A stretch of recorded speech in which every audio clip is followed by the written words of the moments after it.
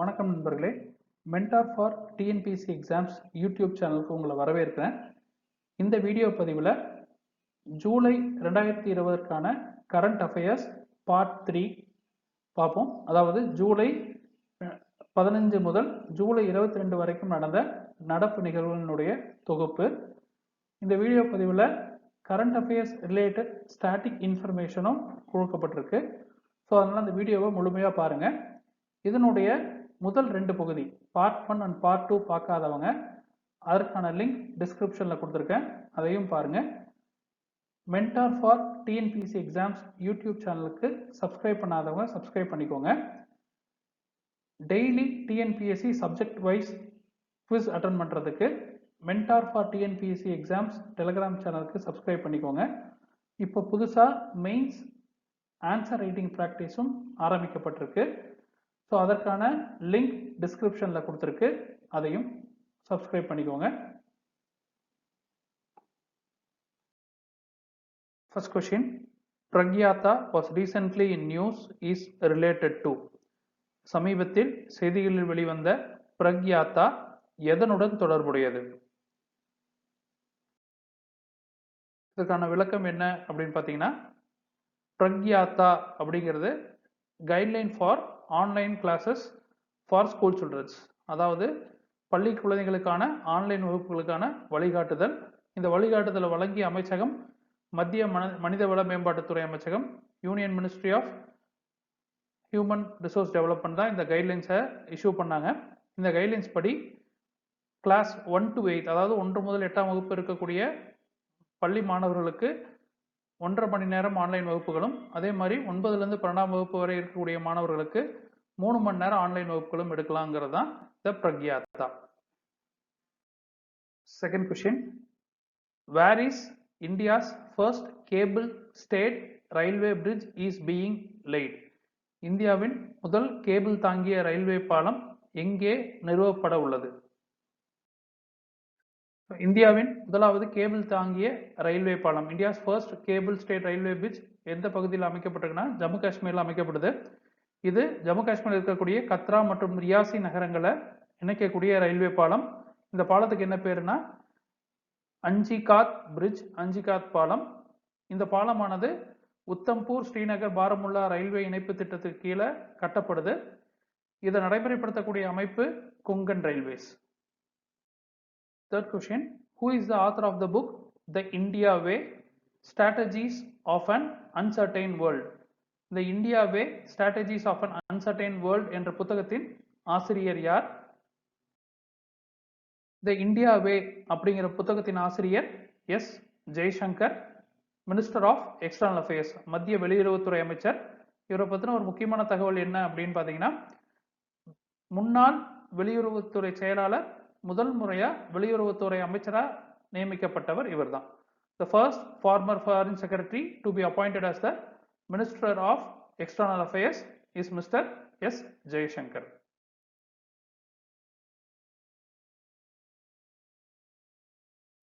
Fourth question, what is the target year fixed by the Union government to eradicate AIDS in India?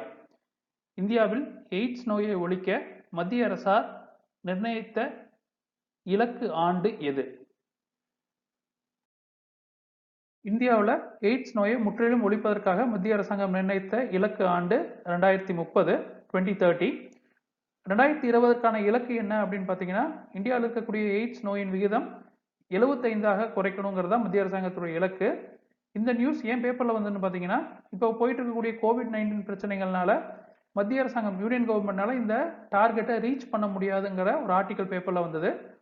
AIDS பற்றின நம்ம வேற என்னென்ன தெரிஞ்சிருக்கணும் அப்படின்னு பார்த்தீங்கன்னா, டிசம்பர் 1 உலக எய்ட்ஸ் தினமாக கடைபிடிக்கப்படுது. So world AIDS day is December 1. அடுத்தது the state with the highest number of people living with HIV. இந்தியாவில் அதிக HIV ஆல் பாதிக்கப்பட்ட மக்கள் வாழக்கூடிய மாநிலத்தில் முதல் இடம் மகாராஷ்டிரா, தமிழ்நாடு 6வது இடம். Fifth question, in which Indian state Poba Reserve Forest is located? எந்த மாநிலத்தில் போபா காப்பு காடுகள் அமைந்துள்ளது? போபா காப்பு காடுகள், போபா ரிசர்வ் ஃபாரஸ்ட் அசாம் மாநிலத்தில் இருக்கு. இது ஏன் நியூஸ்ல வந்ததுன்னு பார்த்தீங்கன்னா, it has been upgraded to wild life sanctuaries, வனவிலங்கு சரணாலயமா மேம்படுத்தப்பட்டது. ஸோ வைல்ட் லைஃப் சாங்சுரிஸ் பற்றின ரிலேட்டட் இன்ஃபர்மேஷன்ஸ் என்ன அப்படின்னு பார்த்தீங்கன்னா, அதற்கான ஆக்ட் தெரிஞ்சிருக்கணும். வைல்ட் லைஃப் ப்ரொடெக்ஷன் ஆக்ட் 1972, வனவிலங்கு பாதுகாப்பு சட்டம் 1972.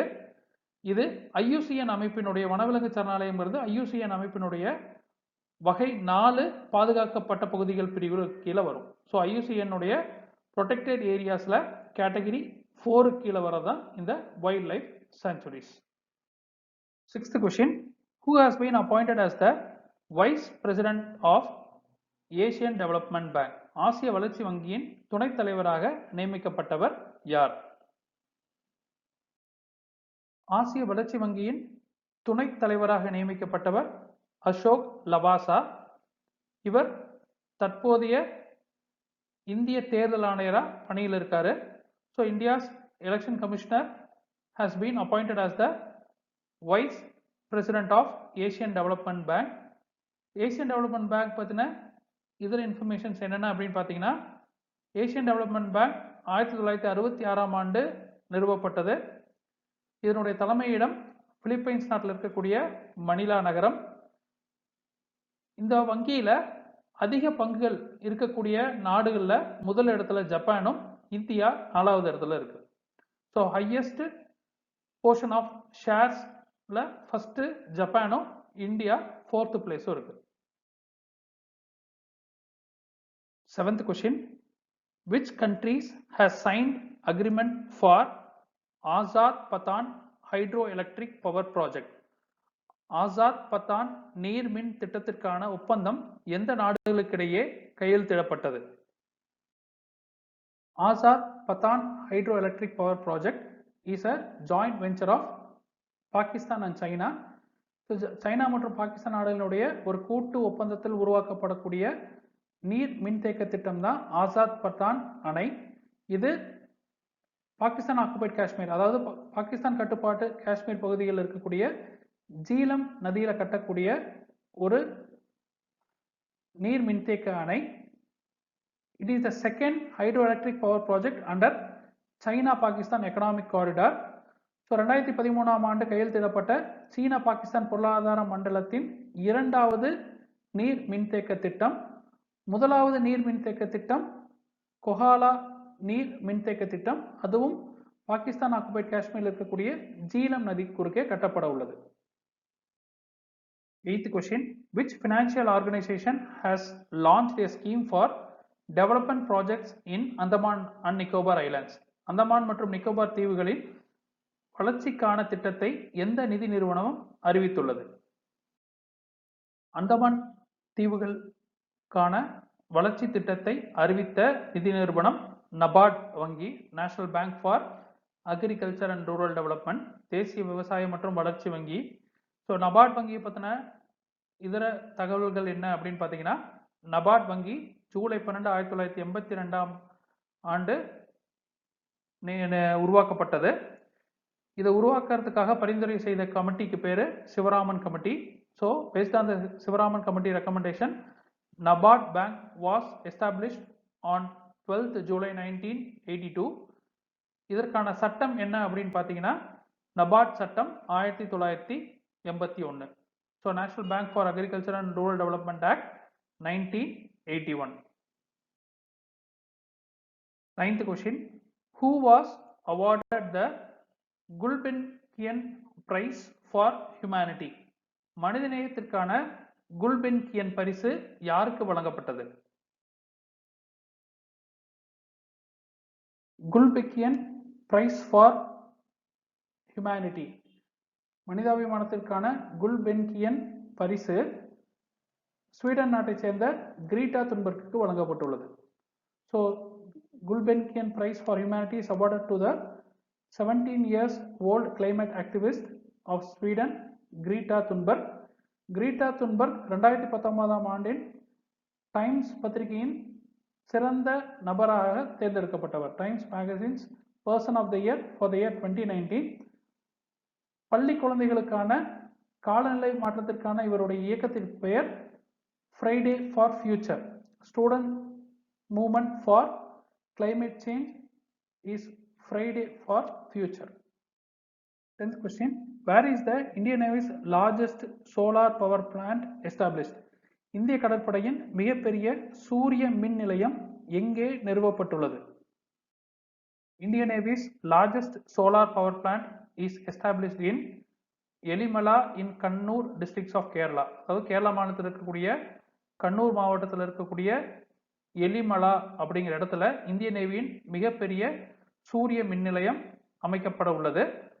இந்த சூரிய மின் நிலையமானது நேஷனல் சோலார் மிஷன், அதாவது தேசிய சூரிய ஒளி திட்டத்துக்கு கீழே இது நடைமுறைப்படுத்தப்படுது. இந்த திட்டத்துடைய இலக்கு என்ன அப்படின்னு பார்த்தீங்கன்னா 2020க்குள்ள இந்தியாவில் 10 ஜிகாவாட் சூரிய ஒளி உற்பத்தி செய்யணுங்கிறது தான் நேஷனல் சோலார் மிஷன், அதாவது தேசிய சூரிய ஒளி திட்டத்தினுடைய இலக்கா நிர்ணயம் செய்யப்பட்டுள்ளது. 11th question. Which country was recently granted the observer status to World Trade Organization? சமீபத்தில் எந்த நாட்டிற்கு உலக வர்த்தக அமைப்பின் பார்வையாளர் அந்தஸ்து வழங்கப்பட்டுள்ளது? உலக வர்த்தக அமைப்பினுடைய பார்வையாளர் அந்தஸ்து வழங்கப்பட்ட நாடு டர்க்மெனிஸ்தான். ஸோ உலக வர்த்தக அமைப்பு எக்ஸாம் பாயிண்ட் ஆஃப் வியூல ரொம்ப முக்கியம், போத் இந்த எக்கனாமி அந்த ஸ்டாட்டிக் ஜிகே. ஸோ உலக வர்த்தக அமைப்பு ஜனவரி 1, 1995 உருவாக்கப்பட்டது. இதனுடைய தலைமையிடம் சுவிட்சர்லாந்து நாட்டில் இருக்கக்கூடிய ஜெனீவா நகரம். உலக வர்த்தக அமைப்பு மரக்ரேஷ் ஒப்பந்தத்தின்படி உருவாக்கப்பட்டது. இதனுடைய நோக்கம் என்ன அப்படின்னு பார்த்தீங்கன்னா, சர்வதேச நாடுகளுக்கிடையே இருக்கக்கூடிய வியாபாரத்தை ஒழுங்குபடுத்துவது இதனுடைய நோக்கம். For regulating the international trade between the Nations the world. இதில் மொத்தம் 164 உறுப்பினர் நாடுகள் இருக்காங்க. உலக வர்த்தக அமைப்பு உருவாகிறதுக்கு முன்னாடி இருந்த அமைப்பு எதுன்னு பார்த்தீங்கன்னா கேட் ஒப்பந்தம்னு சொல்லக்கூடிய general agreement on trade and traffic. 12th question. Which country became the first Arab country to launch spacecraft to Mars? செவ்வாய் கிரகத்திற்கு விண்கலத்தை செலுத்திய முதல் அரபு நாடு எது? செவ்வாய் கிரகத்திற்கு விண்கலத்தை செலுத்திய முதல் அரபு நாடு ஐக்கிய அரபு அமீரகம். United Arab Emirates became the first Arab country to launch a spacecraft to Mars. இந்த திட்டத்துக்கு அவங்க வச்ச பேர் என்ன அப்படின்னு பார்த்தீங்கன்னா ஹோப் அப்படிங்கிறது அந்த திட்டத்துக்கான பெயர். இந்த ஸ்பேஸ் கிராஃப்ட் விண்கலம் ஜப்பான்ல இருந்து ஏவப்பட்டது. 13th question. In which year India's first Consumer Protection Act was enacted? இந்தியாவின் முதலாவது நுகர்வோர் பாதுகாப்பு சட்டம் எந்த ஆண்டில் இயற்றப்பட்டது? இந்தியாவின் முதலாவது நுகர்வோர் பாதுகாப்பு சட்டம் 1986 ஆண்டு இயற்றப்பட்டது. India's first Consumer Protection Act was enacted in the year 1986. இந்த Consumer Protection Act ஏன் நியூஸ்ல வந்திருக்கு அப்படின்னு பார்த்தீங்கன்னா, இதுல நிறைய சேஞ்சஸ் பண்ணி Consumer Protection Act 2019 அப்படின்னு சொல்லி புதிய சட்டம் நடைமுறைப்படுத்தப்பட்டிருக்கு. இந்த புதிய சட்டத்துல என்னென்ன புதிய விதிமுறைகள் சேர்க்கப்பட்டிருக்கு அப்படின்னு பார்த்தீங்கன்னா, இணைய வழியில வியாபாரம் செய்யக்கூடிய நிறுவனங்களோ அல்லது வியாபாரிகளோ இந்த சட்டத்திற்கு கீழே கொண்டு வரப்பட்டிருக்காங்க.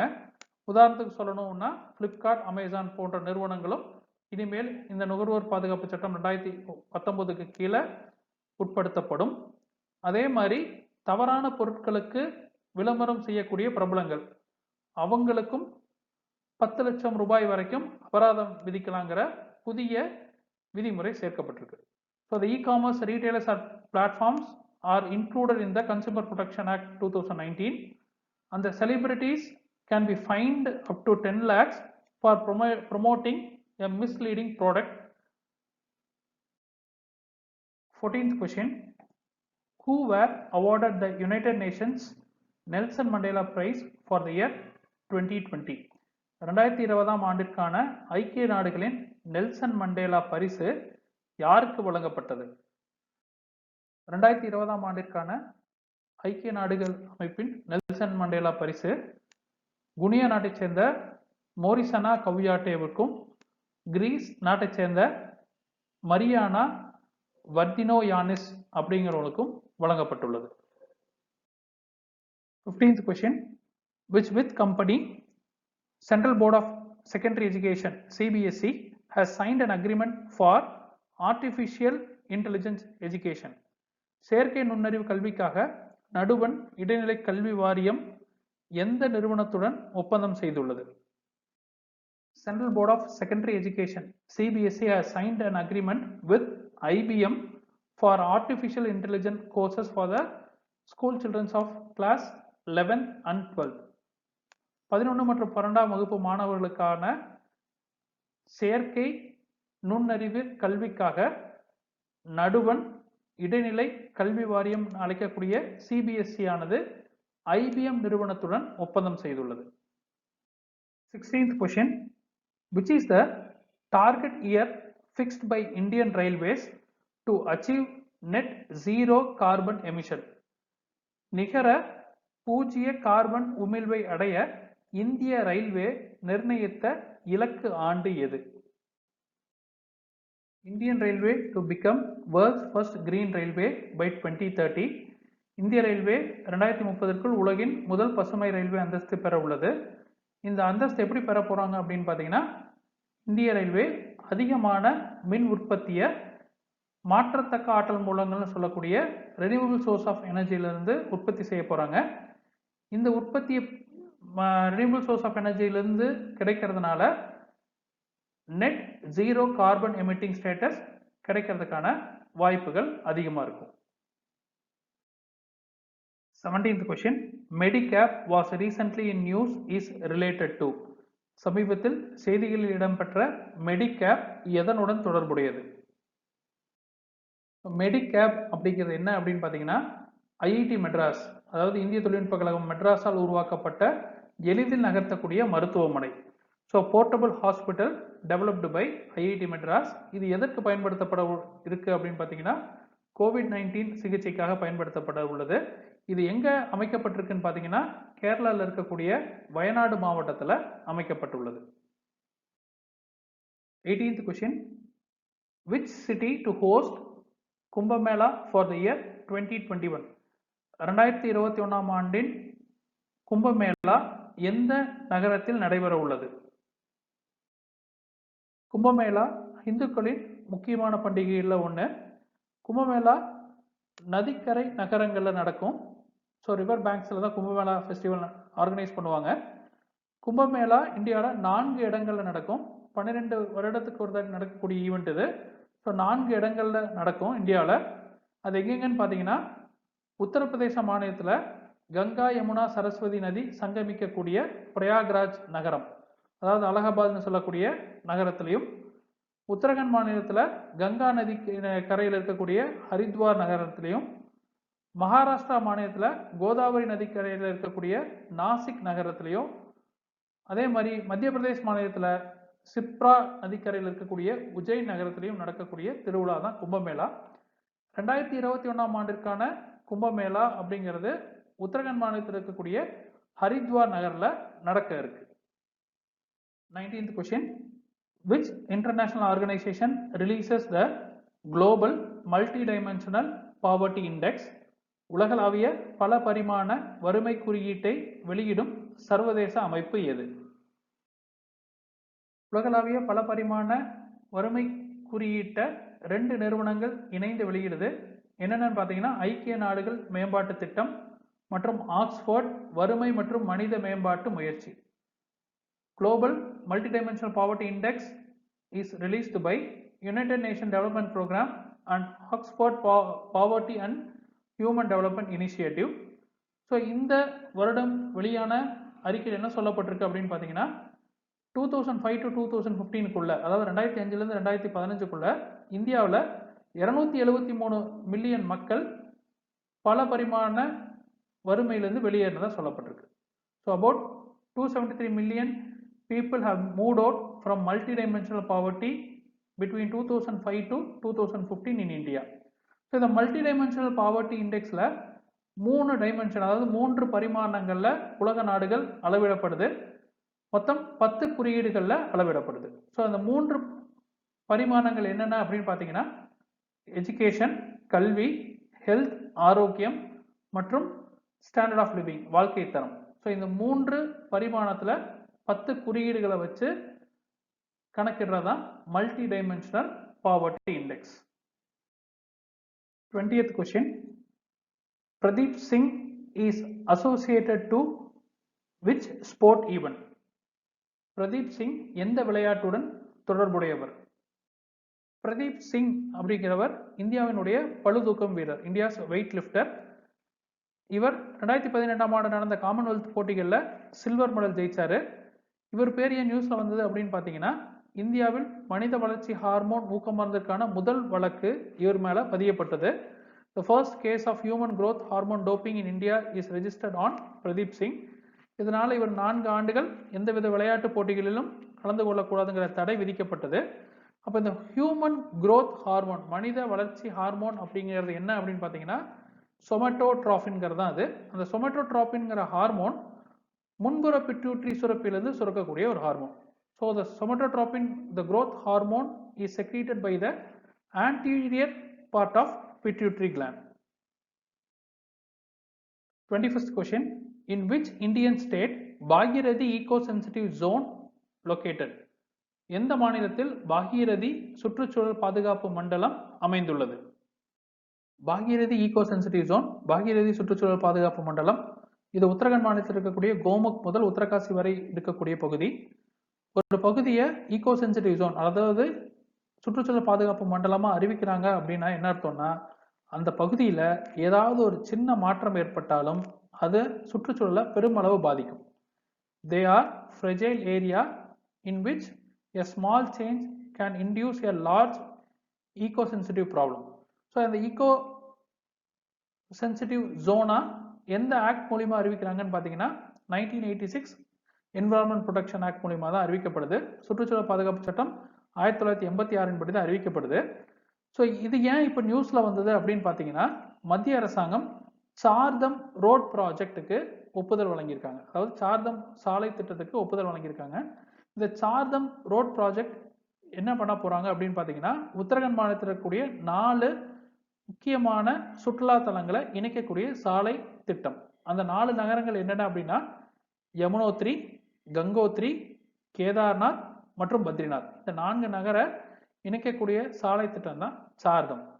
So central government has approved the Chardham project connecting Yamunotri, Gangotri, Kedarnath and Badrinath through roadways. So இதனால இந்த பாகீரதி ஈகோ சென்சிட்டிவ் ஜோன் நியூஸ்ல ரிஃப்ளெக்ட் ஆச்சு. ஜியோகிராஃபி சப்ஜெக்ட் பாயிண்ட் ஆஃப் வியூல இதுல இருந்து என்ன கேட்கலாம் அப்படின்னா, பாகீரதியினுடைய இம்பார்ட்டன்ஸ் கேட்கலாம். ஸோ கங்கா நதியினுடைய சோர்ஸ், அதாவது கங்கை நதியினுடைய துணை ஆறா சொல்லக்கூடிய பாகீரதி உத்தரகாண்ட் மாநிலத்தில் இருக்கக்கூடிய கோமுக் பகுதியிலிருந்து தான் உதயமாகுது. 22nd question. Nista was recently in news is related to. சமீபத்தில் செய்திகளில் இடம்பெற்ற நிஸ்தா எதனுடன் தொடர்புடையது? World's largest teacher training program launched by Indian government. ஆசிரியர்களுக்கான உலகின் மிகப்பெரிய பயிற்சி திட்டம் தான் நிஸ்தா. இந்த பயிற்சி திட்டத்தை அறிமுகப்படுத்திய அமைச்சகம் மத்திய மனிதவள மேம்பாட்டுத்துறை அமைச்சகம், ministry of human resource and development. இந்த திட்டம் இப்போ நியூஸ்ல வந்ததுக்கான காரணம் என்ன அப்படின்னு பார்த்தீங்கன்னா, இந்தியாவில் முதல் முறையா ஆந்திர பிரதேஷ் மாநிலத்தை சார்ந்த ஆசிரியர்களுக்கான நிஸ்தா பயிற்சி வகுப்புகள் இணைய வழியில் நடத்தப்பட்டது. First time Nishtha programme held online for the resource persons of Andhra Pradesh. 23rd question. Chittagong port is located in which country? Chittagong துறைமுகம் எந்த நாட்டில் அமைந்துள்ளது? சிட்டோகிராம் துறைமுகம் பங்களாதேஷ்ல அமைந்திருக்கக்கூடிய ஒரு துறைமுகம். இது நியூஸ்ல வந்ததுக்கான காரணம் என்ன அப்படின்னு பார்த்தீங்கன்னா, முதலாவது சோதனை சரக்கு கப்பல் கொல்கத்தாவிலிருந்து அகர்தலா வரைக்கும் சிட்டோகிராம் துறைமுகம் வழியாக செலுத்தப்பட்டது. The first trial cargo ship was flagged from Kolkata to Agartala to Chittagong port. இதற்கான முக்கியத்துவம் என்ன அப்படின்னு பார்த்தீங்கன்னா, வடகிழக்கு மாநிலங்களை எளிமையாகவும் விரைவாகவும் அடையக்கூடிய மாற்று வழியை இது கருதப்படுது. An alternate and shorter route for India to connect its north-eastern territories. சரிங்களா? அதனால இது பார்க்கப்படுது. இந்த திட்டத்திற்காக பங்களாதேஷ்ட 2 துறைமுகங்களை பயன்படுத்துவதற்கான ஒப்பந்தம் இந்தியா செய்துள்ளது. அந்த 2 துறைமுகங்கள் என்ன அப்படின்னு பார்த்தீங்கன்னா, சிட்டோகிராம் மற்றும் மங்கோலா துறைமுகம். ஸோ மங்கோலா துறைமுகம் இங்க இருக்கு, சிட்டோகிராம் துறைமுகம் இங்க இருக்கு. When is Mandela day celebrated? Mandela தினம் எப்பொழுது கொண்டாடப்படுகிறது? நெல்சன் மண்டேலா அவர்களுடைய பிறந்த தினமான ஜூலை 18 தான் நெல்சன் மண்டேலா தினமாக கொண்டாடப்படுது. இந்த ஆண்டுக்கான தீம், மையக்கரு என்ன அப்படின்னு பார்த்தீங்கன்னா, take action inspire change. Nelson Mandela பற்றிய இதர தகவல்கள் அப்படின்னு பார்க்கும்போது 1994 இருந்து 99 வரைக்கும் தென்னாப்பிரிக்காவின் முதலாவது கருப்பின குடியரசுத் தலைவராக இவர் பதவியில் இருந்தார். The first black president of South Africa from 1999 to 1999. இவருக்கு இந்திய அரசால் பாரத ரத்னா வழங்கப்பட்ட ஆண்டு 1990. இவருக்கு அமைதிக்கான நோபல் பரிசு வழங்கப்பட்ட ஆண்டு, peace Nobel prize was awarded in the year 1993. 25th question. Which state government is to construct a national monument for Tantia Tope? எந்த மாநில அரசு தாந்தியா தோப்புக்கான தேசிய நினைவு சின்னத்தை கட்டமைக்க உள்ளது? தாந்தியா தோப்பிற்கான தேசிய நினைவு சின்னம் மகாராஷ்டிரா மாநில அரசாங்கத்தால் உருவாக்கப்பட உள்ளது. இந்த நினைவு சின்னம் நாசிக் மாவட்டத்தில் இருக்கக்கூடிய யோலா அப்படிங்கிற நகரில் அமைக்கப்பட உள்ளது. இந்த யோலா அப்படிங்கிற நகரில் தான் அவர் பிறந்தார். ஸோ அதனால் அங்கேயே அவருக்கான தேசிய சின்னம் அமைக்கப்பட உள்ளது. ஸோ தாந்தியா தோப் பற்றி எக்ஸாமில் கேட்கறதுக்கான வாய்ப்புகள் அதிகம். ஏன்னா சிப்பாய் கழகம், சிப்பாய் மியூட்டினியில் இவருடைய பங்கு மிக முக்கியமான பங்காக கருதப்படுது. ஸோ சிப்பாய் கழகத்தின் பொழுது ராணி லக்ஷ்மிபாய் ஆஃப் ஜான்சி, அதாவது ஜான்சி ராணியினுடைய படைத்தளபதியாக இவர் செயல்பட்டார். Question. Which continent has the world's highest undernourished people? உலகின் மிக அதிகமான ஊட்டச்சத்து குறைபாடு உள்ள மக்கள் எந்த கண்டத்தில் உள்ளனர்? As per United Nations State of Food Security and Nutrition in the World Report 2020, உலகின் உணவு பாதுகாப்பு மற்றும் ஊட்டச்சத்து அறிக்கை 2020 படி ஆசிய கண்டத்தில் அதிகமான ஊட்டச்சத்து குறைபாடு உள்ள மக்கள் இருப்பதாக சொல்லப்பட்டிருக்கு. மேலும் இதற்கான தகவல்கள் என்ன அப்படின்னு பார்த்தீங்கன்னா, 2019ஆம் ஆண்டு உலக மக்கள் தொகையில் 8.9% பேர் பசியால் அவதிப்பட்டிருக்காங்கிற தகவலும் வெளியிடப்பட்டுள்ளது. ஸோ இந்த அறிக்கையை 5 சர்வதேச அமைப்புகள் சேர்ந்து வெளியிட்டிருக்காங்க. அது என்னென்ன அமைப்பு அப்படின்னா, first food and agriculture organisation, உணவு மற்றும் வேளாண் அமைப்பு, international fund for agricultural development, சர்வதேச விவசாய வளர்ச்சி நிதி, யுனைடெட் நேஷன்ஸ் சில்ட்ரன்ஸ் ஃபண்ட், ஐக்கிய நாடுகள் அவையின் குழந்தை நிதியம், வேர்ல்ட் ஃபுட் ப்ரோக்ராம், உலக உணவு திட்டம், அடுத்தது உலக சுகாதார அமைப்பு, வேர்ல்ட் ஹெல்த் ஆர்கனைசேஷன். இந்த 5 அமைப்புகளும் சேர்ந்து தான் United Nations state of food security and nutrition in the world அப்படிங்கிற ரிப்போர்ட்டை வெளியிட்டிருக்காங்க. 27th question. Who became the second non-Brahmin priest in Tamil Nadu? தமிழ்நாட்டின் 2வது பிராமணர் அல்லாத அர்ச்சகராக நியமிக்கப்பட்டவர் யார்? non-Brahmin priest in தமிழ்நாடு, பிராமணர் அல்லாத அர்ச்சகர் ஆக நியமிக்கப்பட்டவர் 2வது நபர் தியாகராஜன், முதல் நபர் மாரிச்சாமி. ஸோ இது ரிலேட்டட் வேற ஸ்டாட்டிக் டீட்டெயில்ஸ் என்னென்ன கேட்கலாம் அப்படின்னா, Madras Hindu religious endowment act, Hindu சமய அறக்கட்டளை சட்டம் 1923 முதல் முறையா இந்து மத கோயில்கள் மாநில அரசாங்கத்தினுடைய கட்டுப்பாட்டு கீழே கொண்டுவரப்பட்டது.